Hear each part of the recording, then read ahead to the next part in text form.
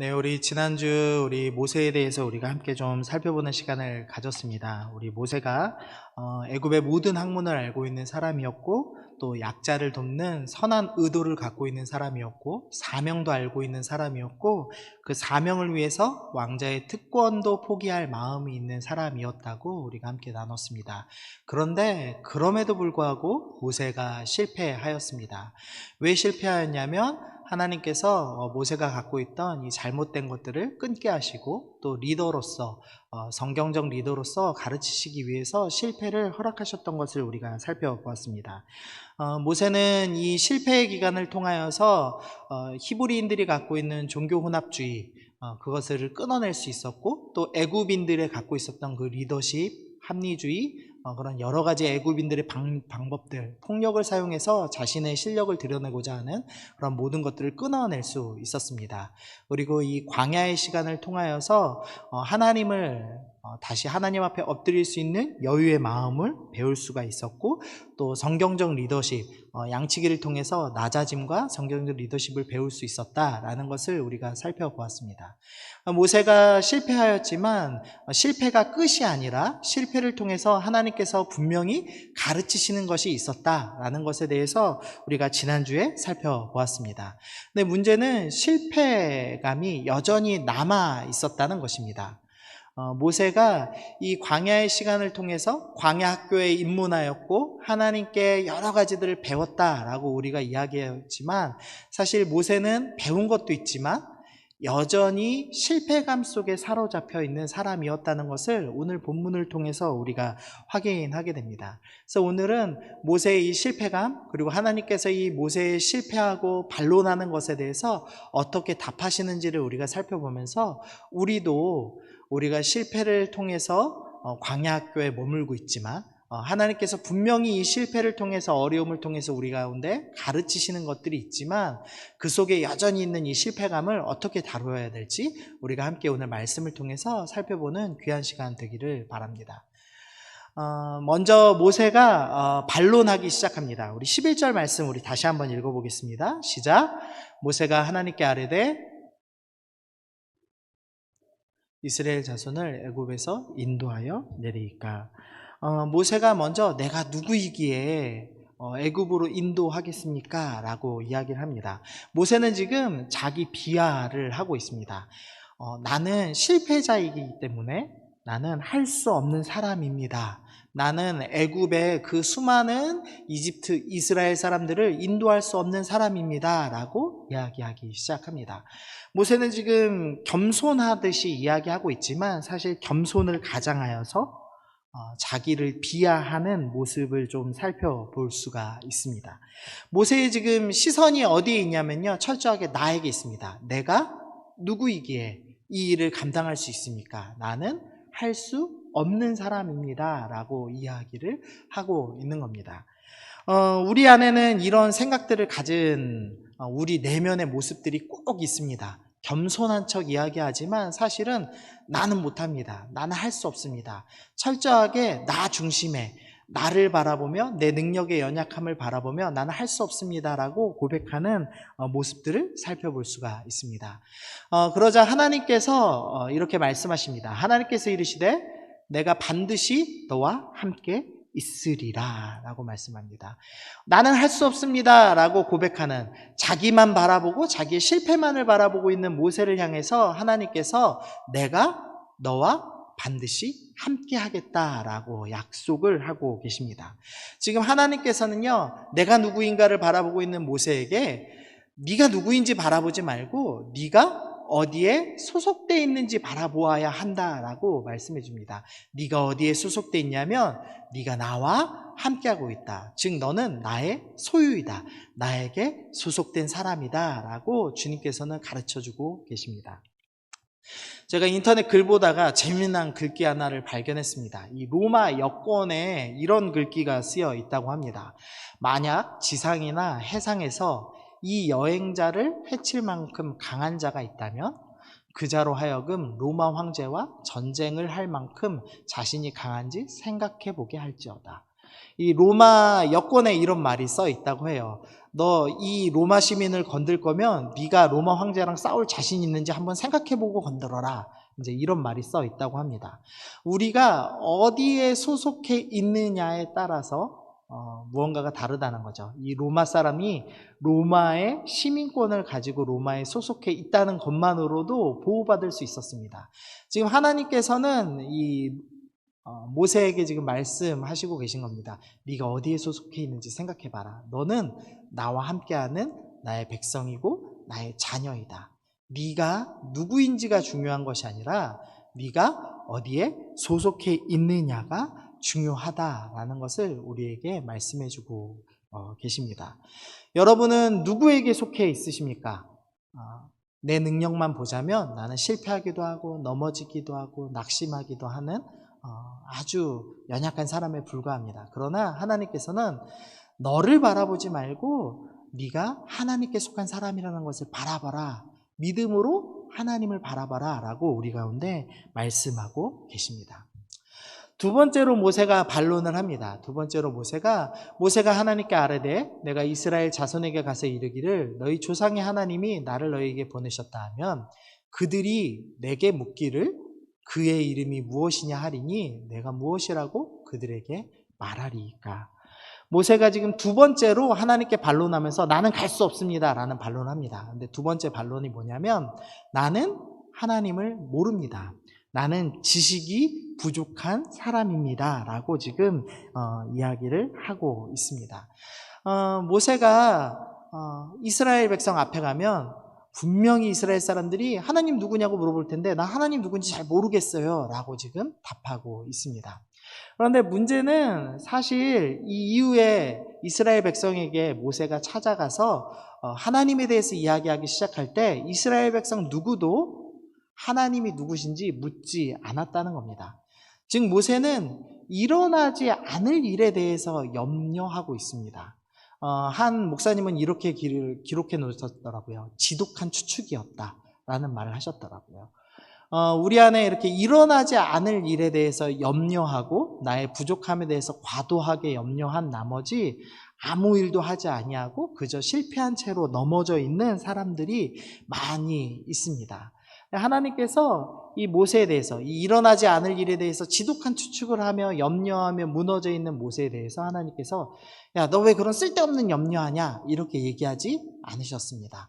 하나님께서 모세에게 가르쳐 주기 시작합니다. 먼저 14절 말씀 보시면 하나님이 모세에게 이르되 나는 스스로 있는 자다. 나는 스스로 존재하는 자다. 네 힘으로 일하는 것이 아니라 내 힘으로 일하는 것이다. 하나님께서 이미 앞서 떨기나무에 불타는 모습을 통해서 보여주셨죠. 떨기나무는 탈 물질이 마땅히 타야 되는데 탈 물질이 타지 아니하고 스스로 불타는 불을 보여주시면서 너희의 힘으로 일하는 것이 아니라 내 힘으로 일하는 나는 즉 스스로 존재하는 자다라는 것을 다시 한번 확인시켜 주셨습니다. 그리고 나서 나는 너희 조상의 하나님, 아브라함의 하나님, 이삭의 하나님, 야곱의 하나님이다 라는 것을 다시 한번 설명해 주고 계십니다. 그런데 사실 모세는 이 조상의 하나님을 이미 알고 있었습니다. 우리 앞에 창세기 46장 말씀인데요. 우리 굵은 글씨만 읽어보시면 야곱에게 나타나셨습니다. 그래서 하나님께서 야곱을 부르십니다. 야곱아 야곱아 2번 부르셨습니다. 그러자 야곱이 이르되 내가 여기 있나이다 라고 대답을 합니다. 근데 오늘 본문 우리 읽었던 3장 우리 4절 말씀에 보니까 야곱을 2번 부르셨듯이 동일하게 지금 2번 부르십니다. 모세야 모세야 라고 2번 부르십니다. 그러자 모세도 야곱이 내가 여기 있나라고 대답한 것처럼 동일하게 주님 내가 여기 있나이다 라고 대답하는 모습을 볼 수 있습니다.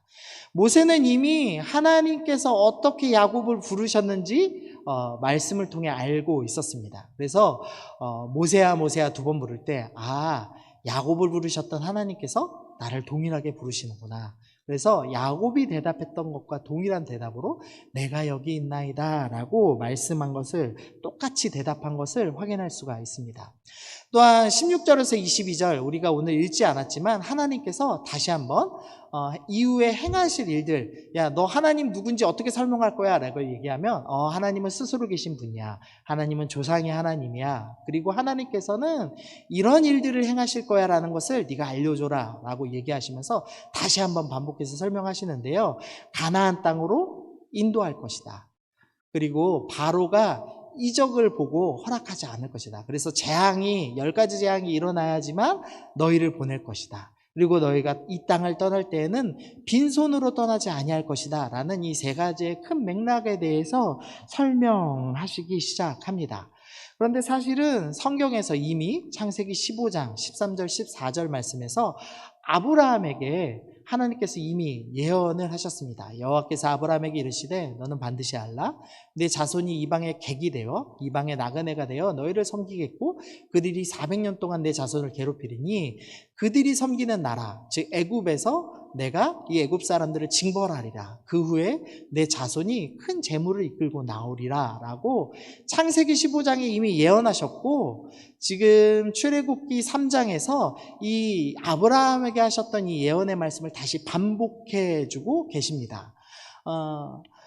요한복음 14장 26절 말씀 보면요. 보혜사 곧 아버지께서 내 이름으로 보내실 성령 그가 너에게 모든 것을 가르치시고 내가 너에게 말할 모든 것을 생각나게 하리라 라고 말씀합니다. 하나님께서 모세에게 이미 앞서서 창세기의 모든 말씀을 통해서 이미 예언해 주셨고 뿐만 아니라 하나님께서 야 네가 생각나지 않을지라도 성령을 통해서 내가 너에게 할 모든 말을 가르치시겠다라고 성경은 우리 가운데 말씀해 줍니다. 그러나 모세는 지금 염려하고 있습니다. 일어나지 않을 일에 대한 염려 때문에 하나님이 주신 소명을 거부하고 있는 모습을 볼 수가 있습니다. 여러분 안에도 이런 모습이 있으시죠? 일어나지 않을 일에 대해서 염려하고 추측하는 모습들을 모세의 이 모습들을 우리가 또한 가지고 있습니다. 3번째로 모세가 갖고 있는 것은 두려움과 거절감입니다. 모세가 또 한 번 하나님께서 이미 모든 행하실 일을 다 가르쳐 주셨는데도 불구하고 그들이 그럼에도 불구하고 나를 믿지 않으면 어떡합니까? 라고 다시 한번 이야기를 합니다. 모세는 이렇게 얘기하는 겁니다. 또 거절당할까 봐 두렵습니다. 그들은 이미 40년 전에 내가 힘을 갖고 있을 때도 나를 신뢰하지 않았는데 이제 80살 된 양치기인 나를 누가 신뢰하겠습니까? 사람들은 아마도 나를 기억하지 않을 것입니다 라고 생각하면서 나를 믿지 않을 겁니다 라고 이야기를 합니다. 이에 대해서 하나님께서 3가지 징표를 주셨습니다. 먼저는 지팡이, 모세가 들고 있는 지팡이를 던지게 하십니다. 지팡이를 던지자 지팡이가 뱀으로 변합니다. 그리고 이 뱀이 된 지팡이에 뱀의 꼬리를 다시 잡으면 지팡이가 되는 이적을 행할 수 있도록 하셨습니다. 2번째로는 손을 이렇게 품에다 넣었다가 빼면은 손에 피부병, 나병이 생기게 하셨습니다. 그리고 다시 이 피부병에 걸린, 나병에 걸린 손을 주머니에 넣었다가 빼면은 손이 낫는 이적을 행할 수 있게 하셨습니다. 그리고 3번째로는 이 2가지 이적도 믿지 못하거든 네가 나일 강 물을 떠다가 땅에다가 부어라. 그러면 그 강물이 피가 될 것이다 라는 이 3가지 징표를 보여주셨습니다. 이 3가지 모두 다 의미가 있습니다. 먼저는 이집트를 상징하고 있는 이집트의 수호신이 있었습니다. 그게 바로 뱀입니다. 그래서 이 바로는 이집트의 왕 바로는 왕관을 쓸 때 이 왕관에 무슨 동물이 있죠? 이집트인들 코브라가 항상 새겨져 있었습니다. 이 뱀이 이 이집트의 수호신 코브라 여신이라고 합니다. 그래서 뱀이 자신 이 바로는 보호하고 적군은 독을 가진 뱀 이빨로 물어서 이 이집트를 보호한다라는 생각을 갖고 있었습니다. 근데 하나님께서 지팡이를 던져서 뱀이 만들게 하시고 그다음에 뱀의 꼬리를 잡게 하십니다. 뱀의 꼬리를 잡으면 어떻게 될까요? 뱀이 어떻게 할까요? 뒤를 돌아서 앙 하고 깨물겠죠? 앙 하고 깨물면 어떻게 되죠? 즉사하죠. 그런데 뱀의 꼬리를 잡게 하십니다. 모세는 광야 40년 동안 있으면서 뱀의 꼬리를 잡으면 뱀에게 물려 죽는다는 사실을 알고 있었습니다. 그런데도 불구하고 하나님이 뱀의 꼬리를 잡아라 라고 말씀하시는 겁니다. 하나님께서 말씀하시는 겁니다. 이집트를 상징하는 이 뱀, 이집트의 수호신이라고 얘기하는 이 뱀을 내가 통제할 수 있다. 내가 이 뱀에게서 너를 보호할 수 있다. 너는 두려워하지 말고 이 뱀의 꼬리를 잡아라 라고 말씀한 겁니다. 두 번째로는 병에 걸리고 병에 낫는 나병이 고쳐지는 것을 보여줍니다. 이 지금 과학적인 사고를 갖고 있는 사람들에게는 지팡이가 뱀이 되는 게 훨씬 더 이적입니다. 왜냐하면 무생물이었던 지팡이가 생물이 되었기 때문에 이거 과학적으로 보면 지팡이가 뱀이 된 게 더 놀라운 기적이지 라고 생각할 수 있는데요. 이 고대 사람들의 생각에는 질병이 고쳐지는 게 더 큰 기적이었습니다. 왜냐하면 모든 질병은 신들의 심판이고 신들의 저주라고 생각했기 때문입니다. 하나님께서 이 질병을 내리는 신을 제압할 수 있다. 내 마음대로 병에 걸리게 할 수도 있고 고칠 수도 있는 모든 신을 통제하고 있는 분이다라는 것을 가르쳐 주신 겁니다. 근데 이것으로도 믿지 않으면 나일 강물을 부어라. 그럼 나일 강물이 피가 될 것이다. 나일강은 이집트인들의 모든 생명을 좌지우지하는 생명의 갈줄기였습니다. 나일강이 정기적으로 범람함으로써 땅이 부욕해 되고 그래서 많은 열매를 맺었죠. 그래서 나일강 자체가 신 중에 하나이기도 했고 나일강물이 만약 피로 다 변하게 된다면 아마 사람들은 물을 먹지 못해서 모든 생명이 죽게 되었을 것입니다. 하나님께서는 지금 모세에게 반복해서 설명하는 겁니다. 내가 이집트의 모든 신을, 모든 생명을, 이집트의 왕의 권위를 상징하는 그 코브라 뱀을 내가 모두 통제할 수 있다. 그러므로 너는 두려워하지 말아라. 네가 이전에 어떤 거절을 당했던지 너가 두려워할 필요가 없다라고 말씀하는 겁니다. 한 목사님이 이렇게 글을 쓰셨더라고요. 두려움을 부정할 수 있는 방법은 없습니다. 그것은 하나님에 대한 신뢰로 대체되어야 합니다. 우리는 어떤 두려운 일들을 겪기 시작할 때 두려운 일들에게서 도망치려고 합니다. 어떻게든지 두려움이 없어지기만 하면, 이 상황이 해결되기만 하면 나아질 거야. 이 두려움에서 멀리 떠나기만 하면 뭔가 해결이 될 거야 라고 생각합니다. 그러나 두려움에서 아무리 떠나간다 하더라도 그 두려움을 완전히 극복할 수는 없습니다. 두려움보다 더 강력한 분을 만나야지만 극복할 수 있다라고 이야기를 합니다. 외국의 이 목사님, 글 쓰신 목사님이 이렇게 얘기를 했어요. 자기 딸 아이가 있는데 딸이 어느 날부터 밤에 혼자 자는데 무서워하기 시작하더랍니다. 왜냐하면 밤에 괴물이 나타나서 자기를 잡아갈까봐, 귀신이 나타나서 이제 자기를 해칠까봐 두려워서 벌벌 떨더랍니다. 그래서 아빠 나 혼자 못 자겠어, 무서워, 계속 이렇게 얘기하더랍니다. 근데 이 목사님이시니까 설명하는 거죠. 야, 괴물은 없어. 너를 해칠 수 있는 귀신은 없어. 두려워하지 말고 푹 자. 아무리 얘기를 해도, 두려움의 대상이 없다고 얘기해도 이 딸아이가 겁내더랍니다. 그래서 이 아버지 목사님이 이렇게 얘기했답니다. 걱정 마. 내가 괴물 싸워서 이길 수 있어. 그러니까 걱정 말고 자. 아빠가 당장 달려와서 내가 괴물 때려 눕혀줄게. 귀신 때려 눕혀줄게. 걱정하지 말고 잠을 자. 라고 얘기했더니 그때부터 딸이 자더랍니다. 그래서 이제 이 글을 쓴 겁니다. 두려움에서 도망가는 것이 아니라 더 큰 존재를 신뢰해야 된다는 겁니다. 하나님께서는 네가 생각하는 그 문제, 그 애굽의 두려운 문제들보다 누가 더 크다? 하나님이 더 크시다. 하나님이 그 모든 문제를 통제할 수 있다라고 지금 가르쳐주고 계십니다. 욥기 말씀인데요. 욥이 많은 문제에 시달렸습니다. 욥이 모든 자기 아들들이, 자기 자녀들이 다 한 번에 죽고 재산이 다 빼앗기고 자신마저도 병드는 비참한 경험을 하죠. 왜 이런 일이 일어난지 몰라서 욥이 신음하고 고통스러워하고 막 화를 내기 시작하죠. 근데 38장에서 하나님께서 욥을 찾아오십니다.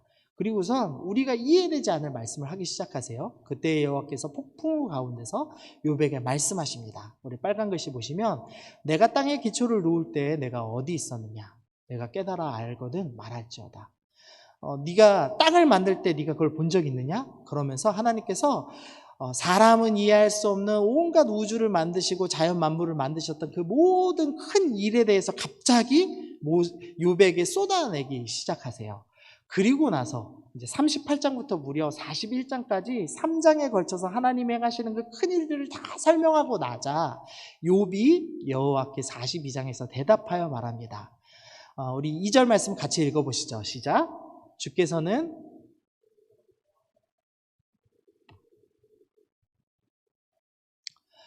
욥이 지금 이해되지 않을 고난을 겪었습니다. 근데 하나님께서는 이해되지 않을 대답을 하세요. 이 자연 만물을 누가 만들었는지 아느냐? 이 모든 우주를 누가 만들었는지 아느냐? 얘기하시자 그때서야 욥이 이렇게 고백하는 겁니다. 주님께서 못하실 일이 없으시군요. 아, 내가 생각했던 이 삶의 모든 문제들, 내가 갖고 있는 이 고통의 문제를 다 이해할 수는 없습니다. 그러나 하나님께서 그것보다 더 크신 분이셔서 모든 것을 통제하시고 모든 것을 다스리시는 분이시라는 것을 하나님의 말씀을 통해서 깨달았습니다. 하나님께서는 계획하시면 가장 선하게 이루시는 분이시라는 것을 깨달았습니다 라고 욥이 고백합니다. 하나님께서는 두려움에서 우리를 떨어뜨려 주시는 것이 아니라 하나님께서 두려움보다 더 크신 분이시라는 것을 우리 가운데 가르쳐 주십니다. 그래서 문제보다 더 크신 하나님을 바라보게 하십니다. 네 번째로 이렇게 하나님께서 다 보여주셨는데도 불구하고 4장에 와서 다시 한번 모세가 반론합니다. 모세가 여호와께 아뢰되 오 주여 나는 본래 말을 잘하지 못하는 자이다. 주께서 주의 종에게 명령하신 후에도 역시 그러하니 나는 입이 뻣뻣하고 혀가 둔한 자이니이다. 모세가 지금 나는 능력이 부족합니다 라고 지금 이야기합니다. 학자들은 이것에 대해서 이제 두 가지 견해를 얘기합니다. 하나는 진짜 언어 장애가 있어서 진짜로 입이 뻣뻣하든지 혀가 둔하든지 어떤 장애가 있었기 때문에 말을 잘 못했을 것이다 라고 추정하기도 하고요. 하나는 말을 실제로는 정말 잘 했는데도 불구하고 지금 자신감이 상실돼서 못한다고 이야기하는 것이다. 이 두 가지로 보통은 해석을 합니다. 이 원어적으로 보면은 이제 언어 장애를 갖고 있습니다 라고 해석을 해도 무방하기 때문에 앞에 있는 실제로 장애가 있었다라고 해석을 하기도 하고요. 이 사도행전 7장 말씀에서 말과 행하는 일이 모두 능했다라는 그 말씀을 근거로 실제로 말을 잘했지만 지금 자신감이 상실됐다라고 이야기하기도 시작합니다. 지금 제가 인터넷에서 있는 사진 하나 갖고 온 건데요. 이거 무한도전 찍을 때 사진이래요. 지금 MC 유재석의 시선으로 지금 이제 사람들을 보고 있는 건데요. 이 수많은 스태프들과 이 멤버들이 다 자기만 보고 있는 그 상태에서 말하는 겁니다. 이렇게 여러 사람들이 이렇게 나를 보기 시작하면 이렇게 위축되고 긴장되기가 쉽습니다. 여러분이 지금 제가 떨고 있는 것 같으세요? 안 떨고 있는 것 같으세요? 안 떨고 있는 것 같으세요? 근데 제가 지금 손에요 땀이 엄청 나요. 제가 무대 공포증이 좀 있거든요. 그래서 사실은 지금 벌벌 떨려요. 그래서 프린트물도 지금 2개 준비했는데 하나도 못 보고 있어요. 제가 PPT를 하는 이유도 하도 떨려서 이렇게 PPT 보고 하려고 사실 앞에다 띄워놓는 거거든요. 이렇게 사람이 앞에 있으면 참 두렵죠. 모세가 지금 자신감이 완전히 상실했습니다. 그래서 얘기하는 거예요. 나는 말을 잘 못하는 사람입니다. 나는 능력이 부족한 사람입니다. 나는 능력이 조금밖에 없는데 나한테 지금 주어진 일은 너무나 크고 어렵습니다 라고 이야기합니다. 우리가 하나님께서 우리를 부르시고 하나님께서 광야 학교를 통해서 우리를 충분히 훈련시키심에도 불구하고 우리가 이런 자신감이 없어서 나는 능력이 없습니다. 나는 할 수 없습니다. 나는 아무것도 못합니다. 나는 두렵습니다 라는 생각을 갖고 있는 사람들이 많습니다. 내가 볼 때 많은 사람들, 내 눈에 있는 이 시야에 사로잡혀서 나에게 일을 시키신 하나님을 바라보지 못하는 경우가 너무나 많이 있습니다. 그러자 하나님께서 이렇게 말씀하십니다. 여호와께서 그에게 이르시되 누가 사람의 입을 지었느냐? 누가 말 못하는 자나 못 듣는 자나 눈 밝은 자나 맹인이 되게 하였느냐? 나 여호와가 아니냐? 이제 가라. 내가 내 입과 함께 있어 내 할 말을 가르치리라.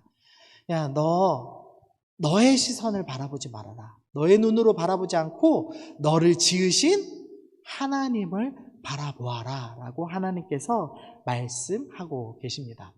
고린도전서 2장 1절에서 사도 바울이 이렇게 고백합니다. 형제들아, 내가 너희에게 나아가 하나님의 증거를 전할 때 말과 지혜의 아름다운 것으로 아니하였다. 사도 바울이요, 지금 내가 말의 아름다운 것으로 너에게 전하지 않았다라고 고백을 합니다. 우리는 지금 사도 바울이 쓴 편지, 글을 보고 있기 때문에 우리 사도 바울은 참 말을 잘하는 사람이었을 거야 라고 생각하기가 쉽습니다. 그런데 실제 여러 이제 전승들, 증언들을 보면 사도 바울은 말을 진짜 못하는 사람이었다고 합니다. 그러니까 사도 바울의 글만 보면 이 사람 정말 뛰어난 사람이고 성경도 정말 잘 아는 사람이고 정말 복음에 정통한 사람이야 라고 할 수 있지만, 이 사람의 설교를 들으면 야, 어떻게 저렇게 말을 못하냐. 그래서 사도 바울이 전도하고 세운 교회들마다 저 사람은 말을 너무 못하는 걸 보니까 사도가 아닌 거야, 하나님이 부르신 사람이 아닌 거야, 저 사람은 목사가 아닐 거야 라고 생각하는 사람들이 너무 많았다고 합니다.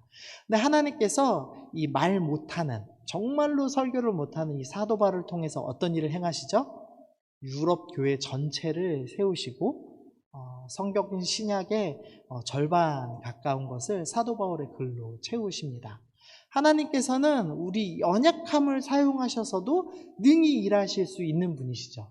그래서 하나님께서 우리에게 말씀하시는 겁니다. 네 능력, 너의 능력의 부족함을 보지 마.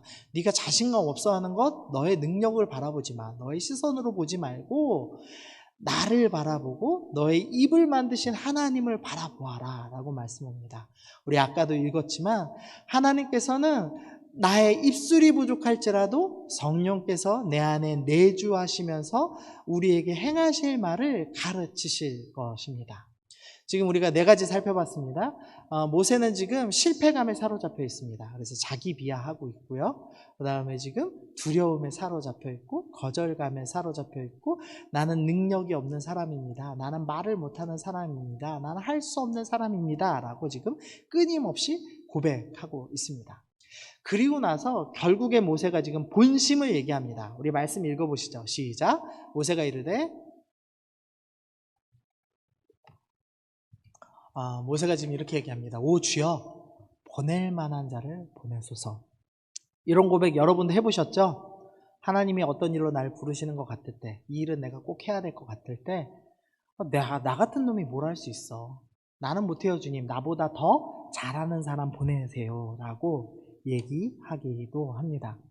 특별히 이제 우리 총회할 때, 우리 청년부 회장 뽑을 때 이 얘기 가장 많이 하죠. 저는 못해요, 저는 능력이 부족해요, 저는 말을 못해요, 저는 지식이 없어요, 저는 하나님을 몰라요, 저는 실패한 적이 있어요, 저는 두려워요, 저는 이러저러한 일 때문에 다 할 수 있는 능력이 없어요 라고 우리가 이야기를 합니다. 지금 모세가 자기 비하에 빠져 있고, 자신감을 상실하고 있고, 두려움에 사로잡혀 있고, 거절감에 사로잡혀 있습니다. 그래서 하나님이 주신 소명을 거부하고 있습니다. 이런 실패감 가운데 사로잡혀 있었습니다. 다시 좀 성경 앞으로 돌아오겠습니다. 우리 3장 5절 말씀 보시면은요, 하나님께서 이르시되, 모세를 지금 처음 부르시는 장면이죠. 이리로 가까이 오지 말라. 내가 선 곳은 거룩한 땅이니 내 발에서 신을 벗으라. 이 신을 벗는다는 것에 대해서 해석이 좀 몇 가지가 있습니다. 왜 신을 벗게 하셨을까? 뭐 이런 해석도 있어요. 신발은 동물의 가죽으로 만드는데 동물을 죽여서 만든, 즉 부정한 것이기 때문에 하나님 앞에 부정한 것을 갖고 갈 수 없어서 신을 벗게 했다. 그래서 신이 부정한 것이다, 신발이 부정한 것이다, 이렇게 설명하기도 하고요. 또 하나는 비슷한 맥락인데, 하나님은 거룩하시기 때문에 이 거룩한 분 앞에 내가 정결함으로 나아가야 되기 때문에 신을 벗었다. 고대 근동에서는 종들은 신발을 신지 않았습니다. 그래서 하나님은 거룩하시고 왕이시고 나의 주인이심을 드러내시기 위해 하나님께서 신발을 벗게 하셨다라는 해석도 있습니다. 이 2가지 해석도 물론 맞는데요. 저는 이 3번째 해석을 가장 좋아합니다. 고대 근동에서는 손님을 초대했을 때 어떻게 하냐면 신발을 벗고 들어오게 합니다. 왜냐하면은 사막에 여러 먼지들이 많이 있었고, 이 사람들은 샌들을 신고 있죠. 이 더운 날씨에 걷다 보면 땀이 발에 가득 차잖아요. 그리고 먼지가 이제 날라오면은 발에 여러 가지 이제 지저분한 게 붙죠. 근데 손님을 초대할 때 어떻게 하냐면 신을 벗게 하고 발을 깨끗이 닦게 하고 손님을 맞이합니다. 지금 하나님께서 모세에게 신을 벗으라고 할 때 어떻게 하는 거냐면, 내가 있는 그러니까 하나님이 계신 거룩한 땅으로 들어오게 하시기 위해서 신을 벗게 하고 계신 겁니다. 그러니까 물론 거룩한 땅에 오게 하기 위해서 부정한 것을 벗게 하시는 것도 물론 맞습니다. 그런데 하나님께서는 지금 내가 있는 곳에 너 나랑 함께 있자, 너는 나의 손님이야 라고 부르시기 위해서 하나님께서 지금 모세의 신을 벗기고 계시다는 겁니다. 가장 안전한 하나님의 집으로 초대하고 있는 겁니다. 모세는 하나님이 계신 그 거룩한 곳, 하나님의 집에서는 신발을 신을 필요가 없었습니다. 왜냐하면 하나님께서 모세를 보호하실 것이기 때문입니다. 모세는 발을 물 수도 있는 뱀을 두려워할 필요가 없었습니다. 왜냐하면 하나님께서는 뱀에게서 보호하실 것이기 때문입니다. 하나님께서는 지금 가장 안전한 곳으로, 나의 보호 안에, 나의 소속 아래 있는 곳으로 나의 자녀로서 하나님께서 초대하고 계십니다. 그래서 내 발의 신을 벗어라 라고 말씀하고 계신 겁니다. 모세는 지금 실패감에 사로잡혀 있습니다. 그래서 하나님의 소명을 거부하고 있습니다. 두려움에 사로잡혀 있고 하지 않아도 될 염려에 사로잡혀 있었습니다. 나는 못해요 라고 계속 입으로 고백하고 있습니다. 어디서 고백하고 있냐면 하나님의 가장 안전한 보호 가운데서 신을 벗고 가장 안전하고 가장 거룩한 곳에서 나는 할 수 없습니다 라고 외치고 있습니다. 우리가 실패감에 사로잡혀 있습니다. 그러나 기억해야 할 것은 하나님이 이미 우리를 부르셔서 하나님의 집 안에 우리를 들여놓으셨다는 것입니다. 여러분이 지금 느끼고 있든지 못 느끼고 있든지 상관없이 이미 여러분은 하나님의 자녀가 되었고 하나님의 초대에 부름받아 하나님의 집, 가장 안전한 곳에 부름받아 있는 사람들입니다. 그래서 하나님께서 얘기하는 겁니다. 너 두려워하지 마. 내가 이미 너와 함께하고 있어. 너 이미 내 거룩한 곳에 들어와서 나의 가장 안전한 보호 가운데 있어. 그러니까 너 두려워하지 말고 나와 함께 가자. 나와 동행하자라고 주님께서 말씀하고 계십니다. 4장 20절입니다. 모세가 그의 아내와 아들들을 나귀에 태우고 애굽으로 돌아가는데 모세가 하나님의 지팡이를 손에 잡았더라. 이 단락을 마무리 지면서 하나님께서 이상한 말씀을 지금 기록해 놓고 계신 겁니다. 모세가 하나님의 지팡이를 손에 잡았다라고 표현을 합니다. 모세가 지팡이를 들고 있었습니다. 모세는 40살, 실패한 40살부터 80살까지 똑같은 지팡이를 들고 있었습니다. 이 지팡이의 기능이 바뀐 것도 아니고 모양이 바뀐 것도 아니었습니다. 그런데 모세가 하나님께서 나를 부르신 그 부르심, 그 소명에 순종하기로 결정하고 가라라는 그 주님의 말씀에 내 두려움을 내려놓고 내 중심에 나의 연약함을 바라보는 그 시선을 내려놓고 하나님을 신뢰하여서 하나님의 그 보호하심을 신뢰하여서 나가기로 결정했을 때 똑같이 들고 있는 이 지팡이였는데 하나님께서는 이 지팡이를 하나님의 지팡이다라고 표현하시기 시작합니다. 지팡이의 모양도 지팡이의 기능도 바뀐 것이 아니었습니다. 그러나 하나님의 말씀에 순종하여 가기 시작할 때 하나님의 손에 붙들린 것, 하나님의 지팡이가 되었다라고 선언을 하고 계십니다. 여러분은 지금 모세와 같이 아마 실패와 낙심, 절망, 두려움, 자기 비하, 자신감이 상실되어 있고 하지 않아도 될 염려 가운데 완전히 사로잡혀 있는, 열등감에 사로잡혀 있는 사람일지도 모르겠습니다. 근데 하나님께서 오늘 우리 가운데 말씀하시는 겁니다. 나는 이미 너를 우리 집에, 나의 집에 초대하였다. 너는 이미 나의 자녀로 부름받았다. 너 안에 이미 성령께서 내주하고 계시고 네가 나의 명령에 순종하여서 가라라는 나의 명령에 순종하여서 믿음으로 한 걸음 떼기 시작할 때 내가 너에게 가르칠 모든 말을 준비하고 있다. 내가 너를 완전히 보호하고 있다. 그러니 두려워하지 말고 한 걸음 하나님의 그 명령에 순종하는 마음으로 한 걸음 가라. 네가 한 걸음 순종하여 가기 시작할 때 지팡이가 모양과 기능이 바뀐 것은 아니지만 하나님의 지팡이라고 이름이 바뀐 것처럼 너가 여전히 실패감에 사로잡혀 있고 여전히 연약한 사람일지 모르지만 믿음의 한 걸음 걷기 시작할 때 너는 하나님의 사람의 일로 하나님의 사람으로서 첫걸음을 뛰기 시작할 것이다 라고 하나님은 우리 가운데 말씀하고 있습니다. 하나님께서는 우리의 실력 때문에 우리를 부르신 것이 아닙니다. 우리가 이미 떨기나무를 통해서 확인했습니다. 떨기나무는 불타지 않았습니다. 하나님은 스스로 불타시는 존재, 우리의 능력이 필요한 것이 아니라, 우리의 열정이 필요한 것이 아니라 스스로 일하실 수 있는 분이었습니다. 그분께 어떤 것도 필요하지 않았습니다. 하나님이 담아 넣으시는 것은 너 나 믿고 나랑 함께 하자. 하나님은 자녀와 사랑하는 우리와 다만 함께하고 싶으신 것입니다. 우리의 능력이 필요하신 것이 아니었습니다. 하나님은 나랑 함께하고 나만 바라볼 사람이 필요하셨습니다.